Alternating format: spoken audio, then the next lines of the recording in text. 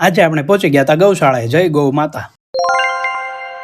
Good morning, જય માતાજી, જય શ્રી કૃષ્ણ મિત્રો. આજે તારીખ છે 15 એપ્રિલ અને આજનો દિવસ છે સોના કરતા મોંઘો. પછી તો નમી લીધું ભગવાનને અને અડધો કરી લીધો તો આપણે નાસ્તો. પછી તો BMW લઈને નીકળી ગયા આપણે સાઈડે જવા માટે.